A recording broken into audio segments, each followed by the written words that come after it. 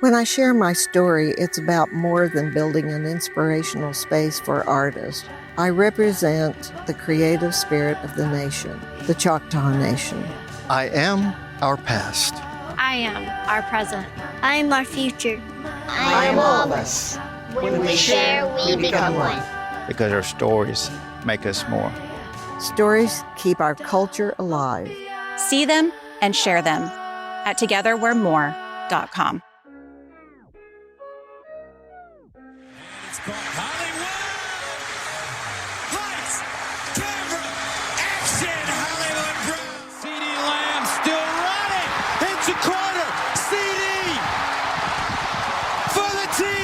People don't know what it is to be champions. Oklahoma invented it.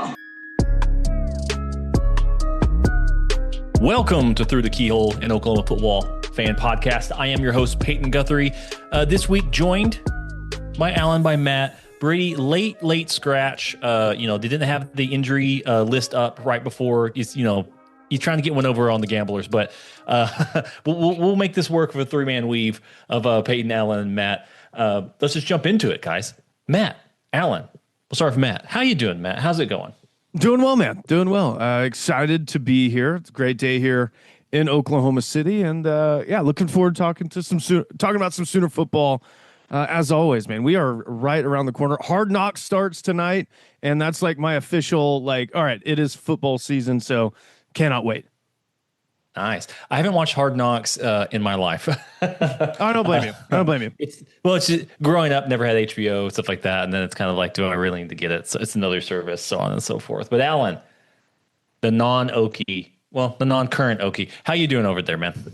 Yeah, no complaints here, man. I used to love Hard Knocks, and then it seems like they gave the teams kind of more control, over what they were showing. And it got infinitely more boring, man. But you used to have stuff you remember back in the day, it was all that stuff with the Chad Ochocinco and stuff like that. He was getting arrested when he was trying to make the Dolphin. That was the kind of stuff that I really liked. Now it's it's all kumbaya, Right, yeah. This team's the greatest and all that stuff. Yeah, no. Mm-hmm. They do have a good team this year, which they really normally don't. The Bills are the team that's doing it. So maybe that's gonna, I don't know, make it last a little. I swear, I watched maybe the first 2 episodes of last year with the Bears, and I was like, okay, I'm kind of over it, kind of done. Yeah, had enough once you get kind of closer to real football. Oh yeah. Yeah. Well, I mean, we're getting very, very close to real football here in Oklahoma. But before we start, let's start off with the Home Field Apparel, our exclusive apparel sponsor for Through the Keyhole. They're doing their Can't Miss Kickoff 2025. Right now, what they're big time pushing are the platinum boxes. Oklahoma is one of the platinum boxes in which they're unveiling this week to kind of give OU fans new and exclusive apparel to wear during the season. I myself am going to end up getting one purely for the heavyweight hoodie. I like the feel of them. I like kind of a heavier hoodie. It's, I don't know, it's 90 something degrees outside, and I'm wearing a sweater inside my house. So it's always hoodie sweater weather at the Guthrie household. So having something like that would be very good for me personally. So go check them out over at homefieldapparel.com and show them some love. And once we get some more information about anything going on their side, we'll let you guys know. I've been told maybe there's something going on at the Temple game. So if we have anybody who's traveling there, I'll let you guys know when we get a little bit closer to that. And then a little bit more on the home front, we are running our very first ever Patreon discount. So if you're not subscribed to our Patreon account, when you subscribe, you can use the discount code Keyhole for 25% off your first month. Just come check us out. You can sign up for $1. If it's 25% off, it's only 75 cents. And you get a chance to see some of the content we put out during the lead up to the season, as well as a little bit as it bleeds into the season on that first game. So go check it out. Go support us if you can. We greatly, greatly appreciate it. With that being said, let's get into some actual OU football talk. Alan, you published a really nice, optimistic take on keyholepod.com, one of the best websites the world's ever created. Talking about just the offensive line, how it can be better, especially compared to last year. What's your main takeaway from what Oklahoma fans had to suffer through last year versus what we're hoping to see on the field less than a month away. Yeah, looking back at it, the numbers were pretty staggering when you just take into account the percentage of snaps that different players played last year on the offensive line. My big takeaway here was that, OU's personnel on the offensive line clearly wasn't up to the standard that everybody's come to expect out of the Sooners. It wasn't hard to see that. On the other hand, the performance of the line was degraded pretty significantly when you just look at who was actually available to play. Fabechi Wiwu played about 93% of the snaps last year for OU there at right guard. But then it falls off dramatically. The player who played the second most snaps on the offensive line last year for OU was Heath Ozaida playing left guard, and he was on the field for 64% of OU's offensive snaps last year. Now, to get an idea of how that compares to other teams, Texas, for example, had let's see here. Their top 5 players played at least 69% of all total snaps, and they had 4 players who were over 80%. LSU had 4 guys who played 95% of the offensive snaps or more. South Carolina had a bunch. The closest thing that I could find really on OU's schedule last year, teams like that had similar was closest to OU's situation on the offensive line, was Alabama, and they had 2 players that played at least 86% of the snaps. They had the third place was 74, the fourth was 69.6. None of these teams really, none of this came close to anything that OU was dealing with.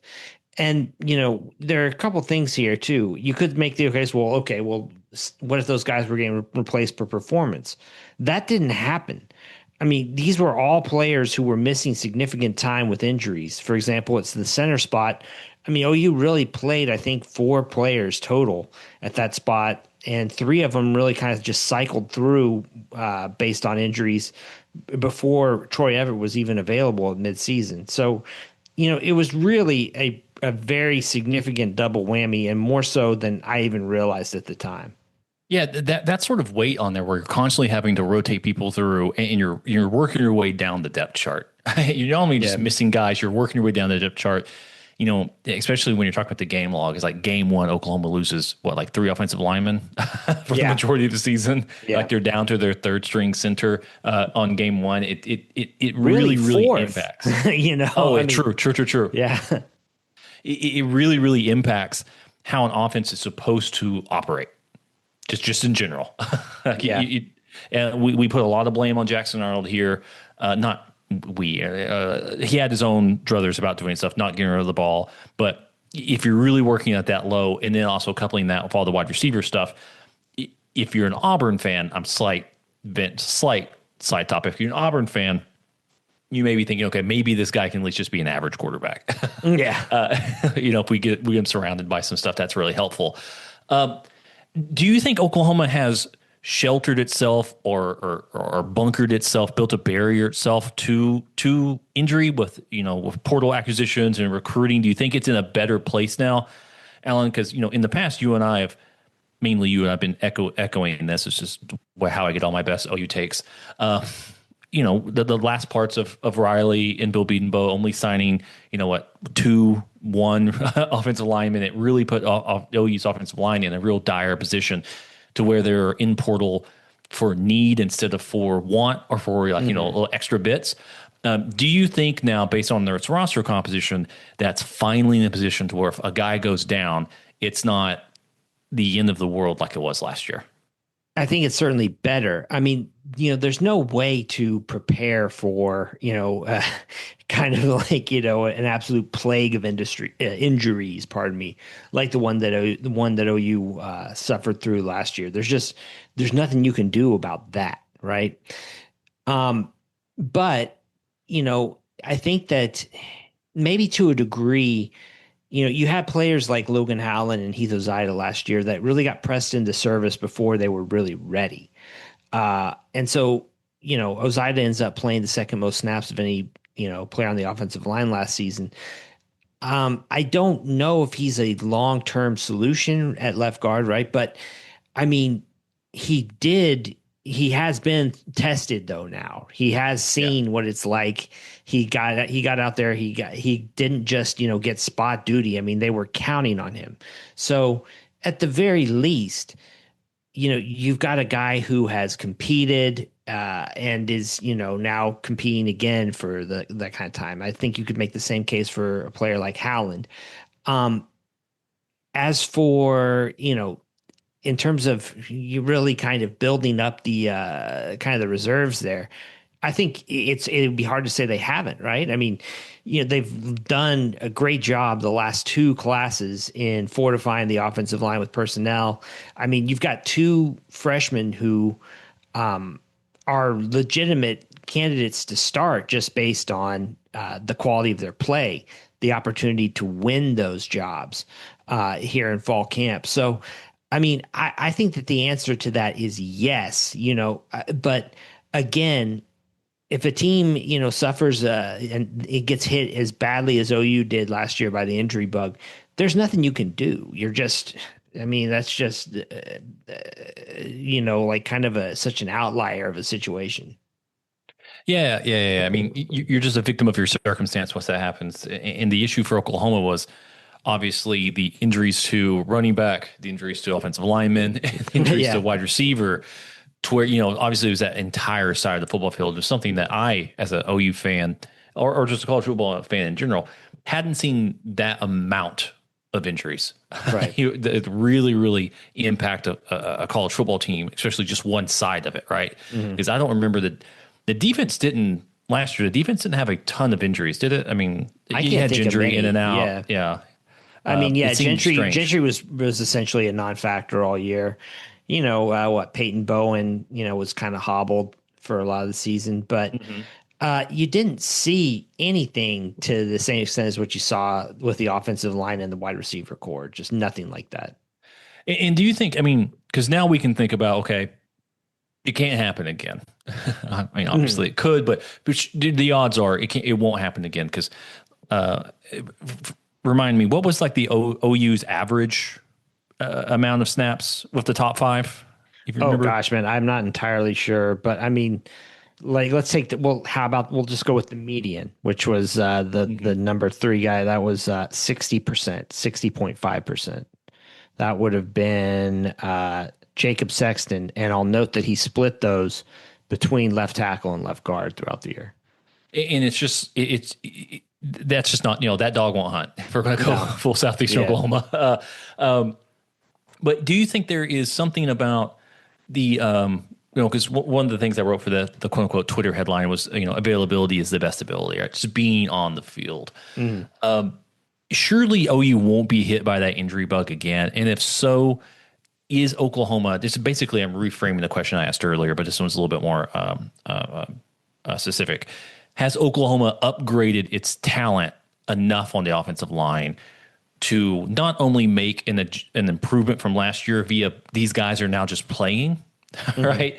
To these guys are playing and they are markedly better than some of the guys who were playing last year. I mean, do you see that? Do you think this is purely just going to be for the year? We're going to have 80%. These guys are going to have 80% of the snaps across the starting 5, and that will just make it better because of cohesion. Or do you think there's an active talent level that's being increased under Brent Venables and Bill Bedenbaugh for the 2005 and ongoing 2007, 2006, 2007 offensive lines? Yeah, to start off kind of work our way backwards here. I'm not a big believer in the whole deal about cohesion. I think that most of that is more, just a matter of each player learning kind of their own role as opposed to how a group works together. Now, I'm not an offensive line coach, and I've never played offensive line, so I'm not maybe I'm out of my depth on that. But my larger point is that I'm more concerned about who's playing, right, than the amount of chemistry they have. And I think from that perspective, I have to say yes. I mean, you look at the players that have come in. I mean, OU's landed a lot of blue chip guys. the past 2 years. A lot of those guys are maturing now, really. And so, looking at it from that perspective, you don't have a guy like a necessarily. I mean, OU was struggling last year when you think about all the guys who had to fill out spots along that line. I mean, you had guys like Garen Hatchett coming in late. You had Branson Hickman coming in late. Then mind-bogglingly, Bill Bedenbaugh brought Spencer Brown on, to play right tackle, and he was just a mess down the stretch when he was called into service with Michael Tarquin going down. I think that you've got better options now at each spot to where you're not. I mean, it felt like at times last year, you really maybe it was this kind of deal where instead of training guys to play specific positions, it almost felt at times too like, well, OU has 5 guys that they like. Let's try to figure out how we can make this work, and I think that you're going to get, that's not going to be the case this year from what I can tell. Are you ready for the new era of sports in Oklahoma? Want to be ready for some real Southern football? Kaizen Performance in Norman, Oklahoma is your spot for physical and mental growth. By empowering a lifestyle of constant, continuous improvement, Kaizen Performance's gym experience lends itself from the experienced training fanatics to those who want to make a positive change in their lives and everyone in between. Come see their new location at 158 Armstrong Court in Norman, Oklahoma. With experienced trainers who understand that every client has individual desires and needs, in-person and online customized training programs and nutrition plans, Kaizen Performance has everything to offer for you to meet your goals. Again, their new location is 158 Armstrong Court, Norman, Oklahoma, 73071. Seriously, Brady works out there, and so does Payton when he comes to home games. Come work out with us and get ready for the week-to-week grind of real Southern football. Kaizen Performance, Norman's own local gym where your goals are a workout away. Yeah, I mean, even in recruiting that depth, because like we'll look south, we'll look towards Austin, and some of the stuff I'm hearing out of their campus, they've got a couple of injury bugs on the offensive line, and now all of a sudden it's hey, we're thinking a true freshman may be taking snaps now. Yeah, I mean, if it's very, very quick that you lose whatever depth that you had, and it all disappears very, very quickly. So it can go away in a flash, just as easily as it takes you to gain that depth and all that hard work to just instantly disappear on that side. So key holders, go check us out. Go comment on Spotify what you guys think about the OU offensive line. Do you have optimism for 2025 when it comes to offensive line? We know you have optimism when it comes to the 2025 football team. We're going to talk about that a little bit later. But let's shift it over there and let's get Matt involved. Brady had a wonderful article over on patreon.com/through the keyhole. That one is the best website on Al Gore's internet. And the article is called A Narrative Annoyance, which does have that thought of saying like OU seems to be navigating really uncharted and uncaring waters when it comes to themselves as a program, when other fan bases, other media types, and recruits, portal acquisitions, and it does seem a little bit of kind of like I guess I'll do a little bit like a Trumpian thing. Stop if we don't test, there's no results. we don't have an issue. It's all good if we don't talk about it. There's certain thought about inflation of it becomes inflation. Inflation kind of can have a negative feedback on itself as people hear that there is inflation, and it goes and goes and goes. But Matt, how does Oklahoma shift this quote unquote a narrative that seems to be permeating in the halls of Norman, Oklahoma? Is it as simple as just win, baby? I mean, that's the easy answer. The tougher answer, I mean, I know Brady has, I think even texted in the group chat a little bit earlier today, just like, do you think any success on the offense is going to get put on Brent at all? Like if this offense goes out and hits the ground running, Like, I feel like it's just going to be, John Mateer and Ben Arbuckle. I mean, that just saved, Brent's job. And then, I don't know about after this season. But, sometime soon, if you have success as the offensive coordinator at Oklahoma, you get a head coaching job. I mean, that's how it's kind of always worked. So now it's about like stringing those like together, maybe. But again, it's like, I don't know, we kind of talked about this the other day as far as like, if Brent has success calling plays and being a head coach, like being DC head coach, and Arbuckle works out, like everything works out, like would Brent just keep doing that? And my answer is just yes, but it also puts some more pressure on him again to keep nailing these offensive coordinator hires, right? Which is, what, 1 for 1 right now, maybe. Like, I think Jeff Lebby did a decent job, at least just like stats wise. Got himself a power 4 job in the SEC, so good on him. And then Seth Luttrell, it was a massive failure. He got fired midway through his first season. We'll see what happens with Arbuckle, but I mean, can you keep stringing good offensive coordinator hires along if you are Brent?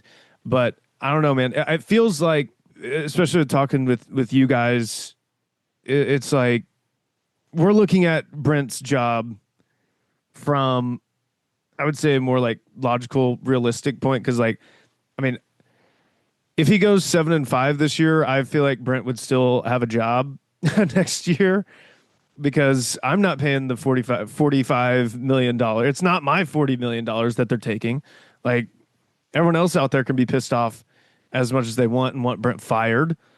But I don't think that would happen. I think he's still got, maybe it would have to be like an OSU of last year where they just don't win a conference game and, he gets canned. They have to put up the money for it. But I don't know, man. Is that good enough? Like, is OU kind of selling themselves short by just being like, well, at 7-5, that schedule is really tough. Like, you give them another pass, right? Like, is that selling OU short by doing that as a program standard? Because it feels like to me when I listen to these national guys, it's like OU better win like 8 games minimum, like minimum 8 games. They better do it, or Brent is on the hot seat. And then like just around here, I feel like, breaking it down, since we're really close to the situation, feels like, if he goes 7-5, he's still probably safe. That buyout's still pretty big, all this stuff. I really don't know, man. It feels and I say I don't know because in my lifetime, OU has never been in this situation. So it's weird waters to navigate through. Yeah, I mean, the thing for me about Brent when it comes to Oklahoma is that I'm going to look specifically at the recruiting side, where I'm seeing this, where OU's on guys until very, very late. And there's rumors of a 5-star defensive end that OU was leading on for a very long time. And now it seems like he's looking at Austin. And it's really easy to recruit against Oklahoma because, one, they've got 2 6-win seasons in the last 3 years. Oklahoma just got a bunch of portal guys. You say, I don't necessarily agree with Brady on he hired Ben. It's all going to be on Ben. Ben's on staff, right? Yeah, I don't get part that. of the program, that part. But what I do get is opposing coaches saying they went out and got a bunch of 1-year rentals. The team you'll be committing to is not the same level of team that, like, if OU wins 9-10 games this year, I don't know if they have enough depth for 2026 to repeat that.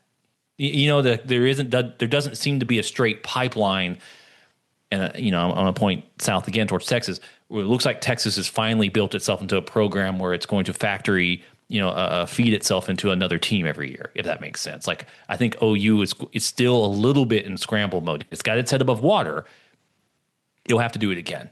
Now, if John Mateer comes back, so on and so forth, things change, right? Now OU set up for a couple of years. But I think there's a decent talking point from, opposing programs of saying, all these guys you're really excited about seeing, John Mateer, all those wide receivers, they're not going to be there. And what has Brent Venables shown that he can actively build a sustaining football program? And that's something to where just win right now, like that. This is the hard part. winning in 2025 is going to build you momentum for 2027 recruiting because it's probably already too late for anything 2026 wise, especially if you're also getting potentially outbid as well as is this team any good? So that's a part where it seems like Oklahoma, you see how programs start withering, right? Oklahoma has to win. And luckily for us, the schedule won't be this schedule again, more than likely. And so it should be easier to maintain a higher level of success than what Oklahoma's had to work through right now. But I mean, Alan, do you think, because this is from Brady, our number one guy who keeps us tethered to the ground when it comes to OU football.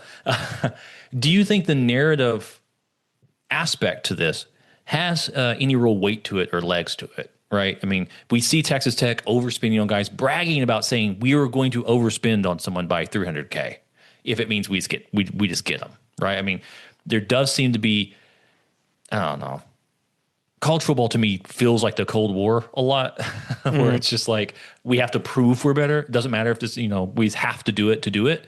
Do you think the narrative part of college football, specifically about Oklahoma, has any merit or any weight, or is this purely off-season conjecture because we need football games? Oklahoma was really bad last year, and it doesn't seem to be ground running when it comes to the scouting department and GM stuff. I think that, I mean, OU's clearly a few years behind, right? Yeah. In terms of, I mean, the SEC ready thing, I don't really know how to respond to. I mean, OU and Texas are always going to be kind of compared in that regard because they're rivals and they came in at the same time, and they left the Big 12 and all that. And I think that, I mean, Texas clearly did a pretty good job of preparing, right?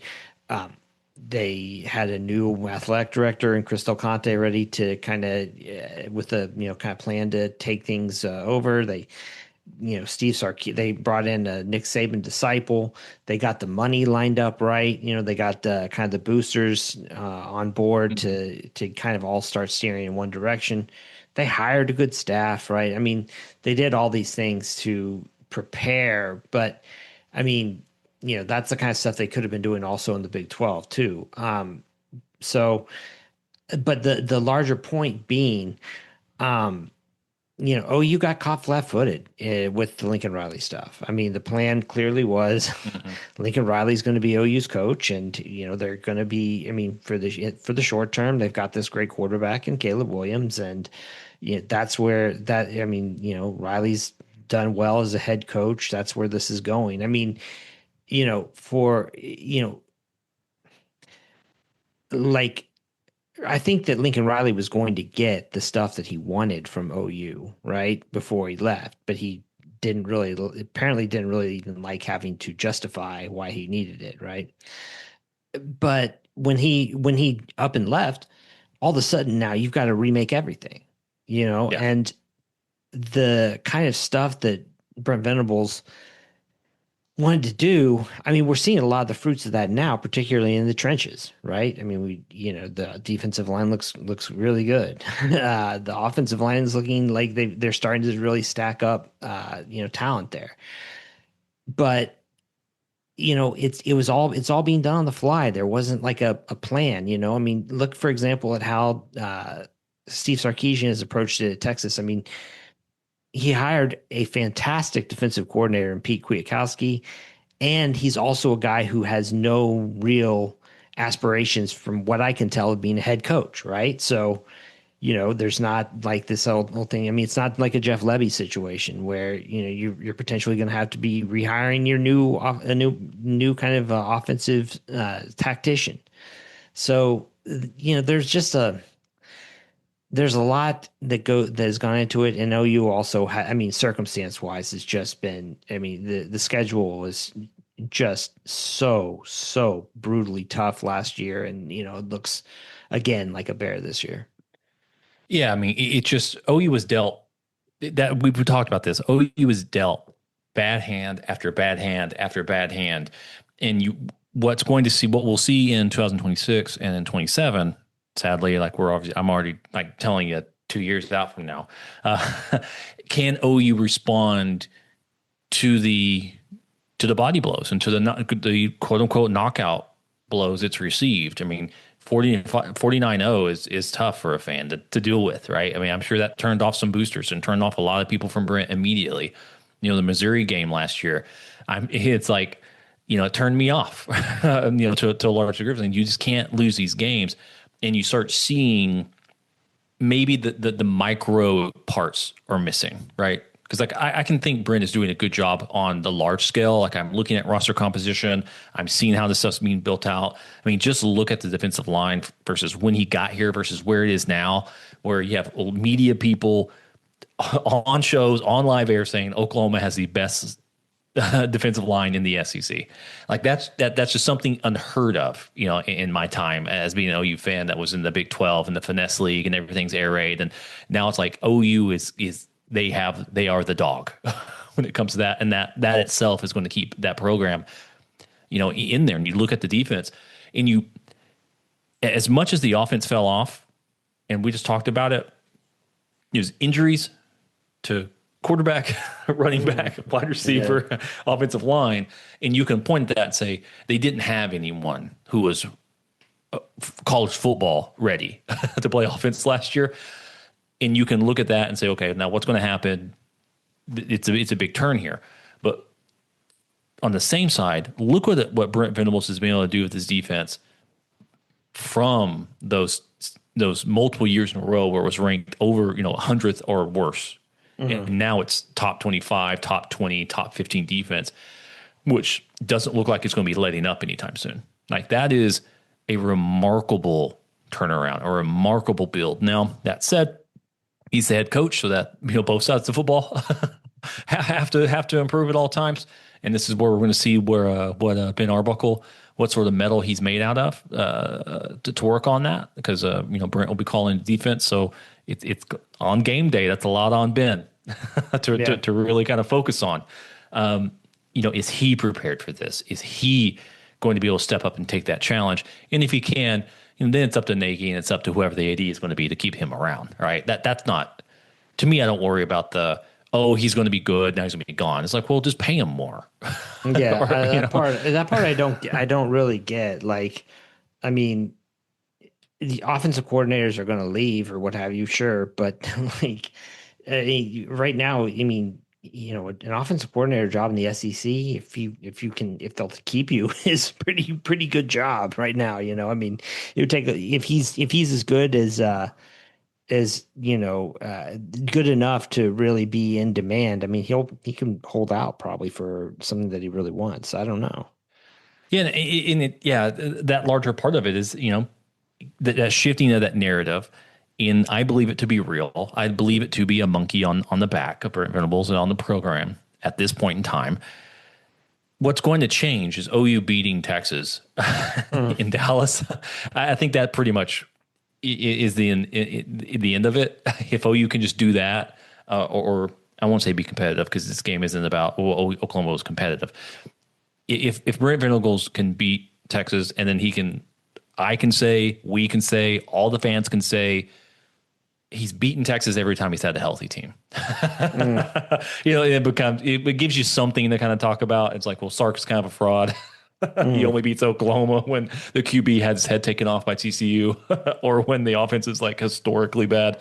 That will be something that'll be interesting for Texas fans to deal with, because I remember before the 24 season, I had some Texas writers on, and they had circled the OU game, being like, we would rather lose the Georgia game, but we cannot lose against Oklahoma. I mean, it would be it'd be like two out of 3 seasons or 3 out of 4 seasons Sark would have lost, and it's like that becomes a really, really big issue for Sark if he can't get over that hump down in Red River. Now let's talk a little bit about how we navigate the fall camp. Now this is something I only want to talk about because of just very, very recent developments when it comes to fall camp, because you're going to see reports of so-and-so has a banged up shoulder, or so-and-so broke his hand, and now all of a sudden you're maybe losing a little bit of hope, losing a little bit of this. But let's just start off with Matt. Matt, are you in the water? Is the water fine? Are you in the water for Oklahoma's 2025 season? Yeah. Shout out to our guy Red Dirt Sport. Yes, I definitely am. I definitely am. I reacted to one of his messages earlier too with the man swimming. So that's he was like, no one gets out of the water. I'm swimming in it right now. So, I'm fully immersed, man. I'm ready. I love I don't know if I would call it a chess match, but I love trying to read between the tea leaves of like what's real, what's fake.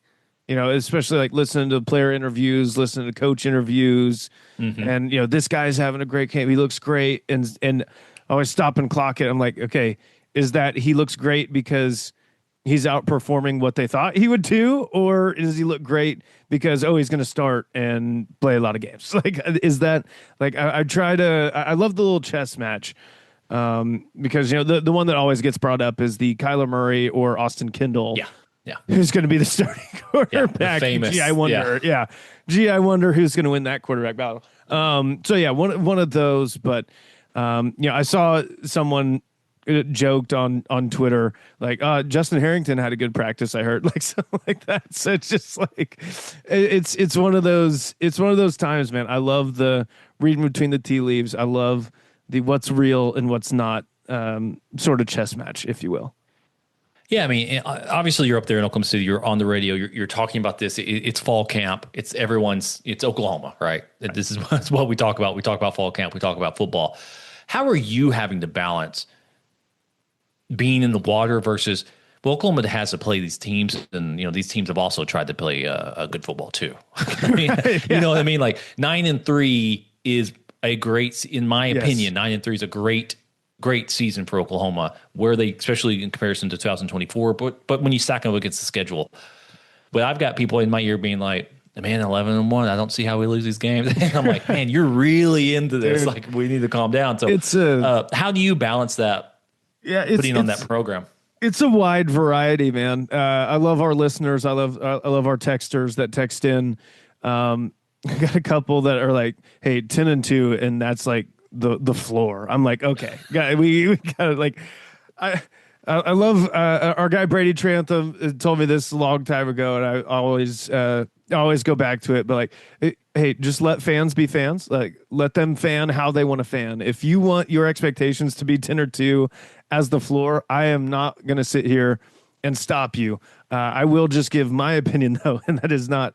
It is not 10-2. Matter of fact, the other day I said the ceiling is 10-2, in my opinion, for this OU team in the regular season. But man, it's kind of similar to like last year a little bit, where at any time I found myself, buying in, if you will, like just doing a cannonball into the water, I would look at that schedule. I just look at that schedule and be like, man, this is tough. So it let me get back down to neutral, if you will. And I'm kind of doing the same this year, even though I do think obviously the schedule's tough, but there are a couple of nuances that I keep going to. And the fact that like everyone outside of like LSU has a new quarterback. I know OU also has a new quarterback. I know that, but everyone outside of LSU has a new quarterback as far as the conference slate goes, and there's no team that has a bye week before OU, whereas last year every team had a bye week or Mercer in front of the OU game. Well, let's hold on now, real fast, because this did get brought up to me very, very quickly. LSU football schedule 2025. I believe they get a little softer landing spot before Oklahoma. Oh, do they? LSU does. They get Western Kentucky. Oklahoma will be playing Missouri. Yeah, Oklahoma will be playing Missouri, and then LSU gets to play Western Kentucky before Oklahoma. So yeah, they tried to do them one. They did. They did them favors. They were like, okay, we have to have one. You have to have one. It's the one team that has the returning quarterback, and they're going to play Western Kentucky the week before.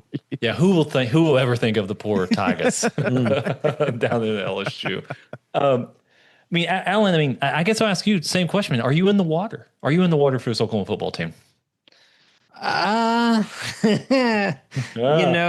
mean, it's one of those things where you kind of get stuck in moments, right? Where, you hear, Jade Knott has a, minor shoulder sprain. It's like, oh, damn it. I mean, there we go. That all of a sudden, it's happening again. Yeah. So I think the way that I mean, here's the thing that concerns me the most right now, aside from injuries, whatever. I mean, bad luck, I don't know, is more like I feel like if OU doesn't start well, I don't feel like this is the kind of situation where the team is going to improve as the season goes on.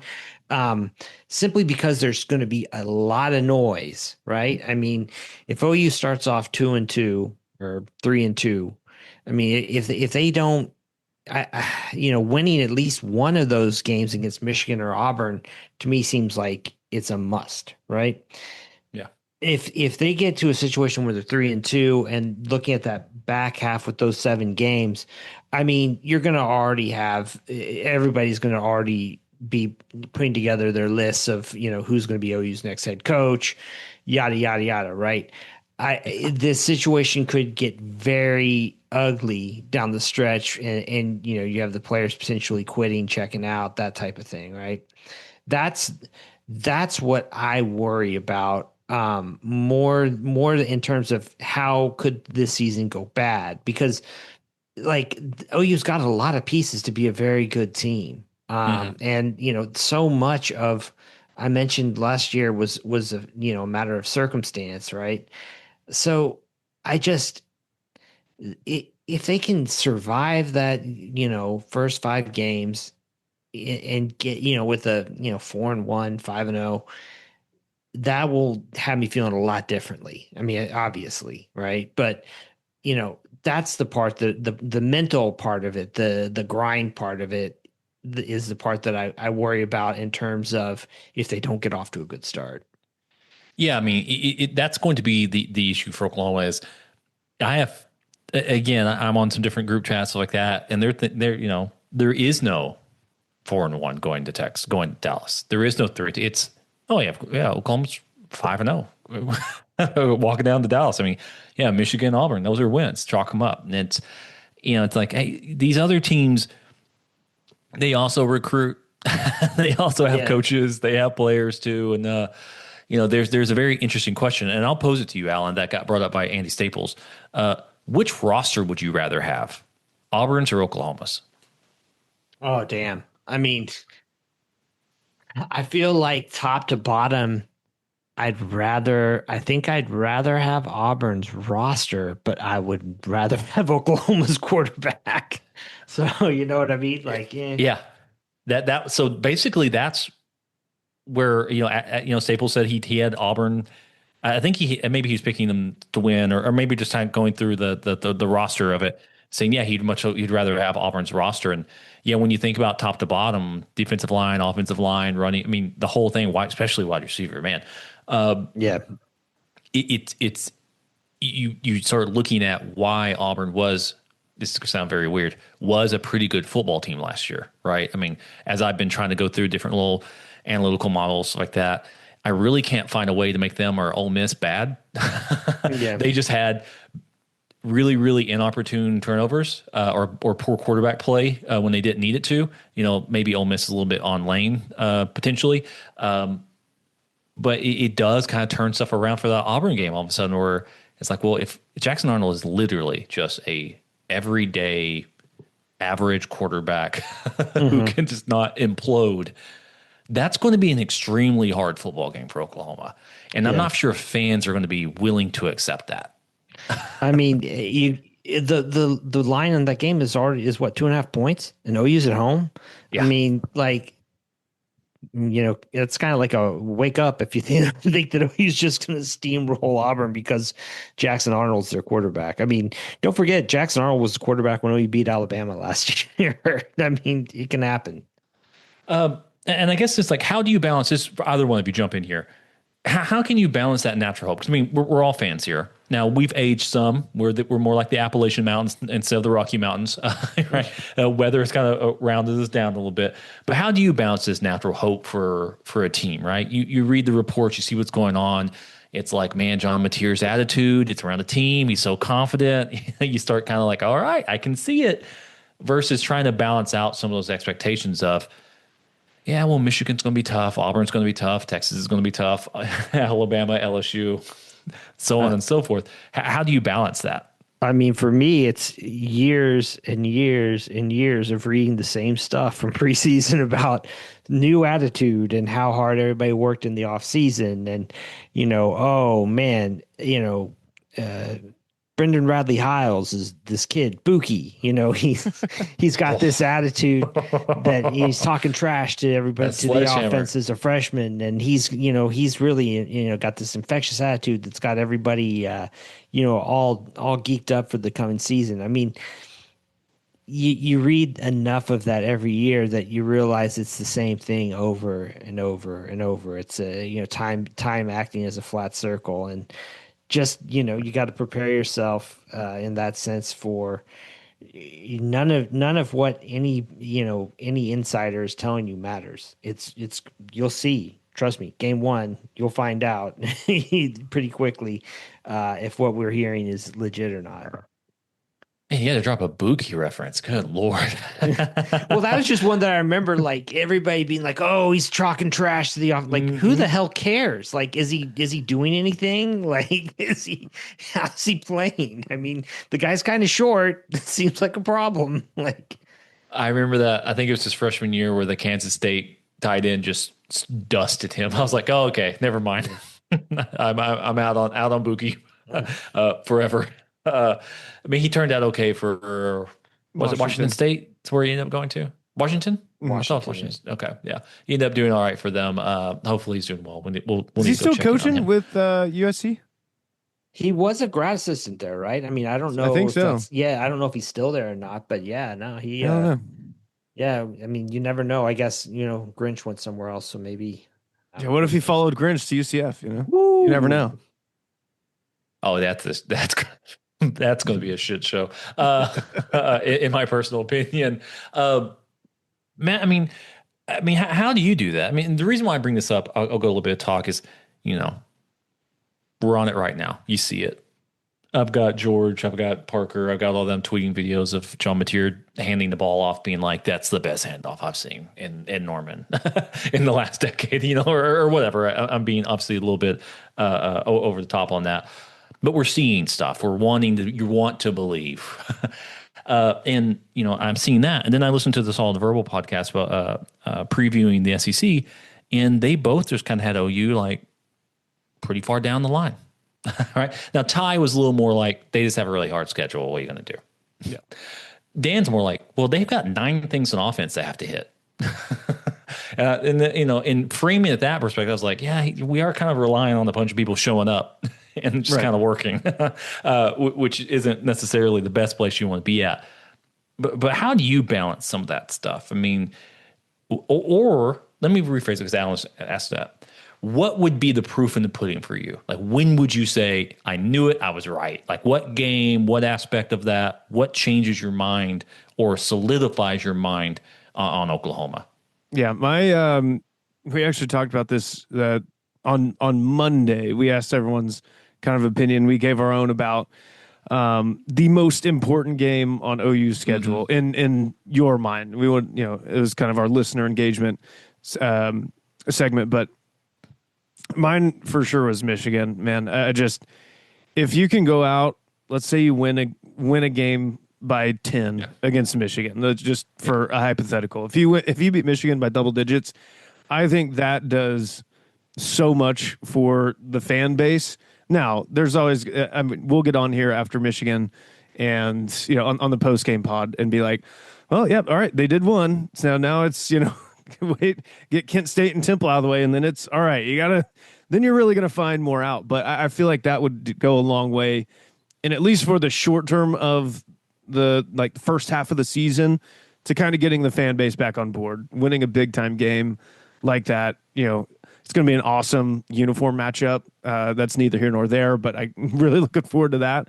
But I don't know, man. I try it's easy for us to not get like carried away. We know what last year was. We know the absolute dumpster fire it turned into. I think that is what helps me not get carried away. The thing that doesn't help me is whenever I just like break it down to the studs of like, okay, if OU's defense is somewhere around the same as last year and they have a top 30, 40 offense, like what does that equate to? Does that equate to 8 wins, 9 wins? Like what does that equate to? Do they finish 6 and 7 again, even despite all that? Like just because the schedule is so tough.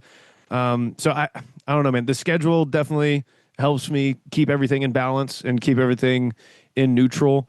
But as far as like what the turning point would be, it would be Michigan followed up by simply by Auburn. I mean, not that it would be back, but it would prove like to me that, okay, those are 2 games that you really needed to have go your way, and you got them to go your way. Somehow or another, you got them to go your way, because I do not want to be there in Memorial Stadium if Jackson Arnold is taking a knee in the victory formation at the end of that game, because that will be an entire shit show.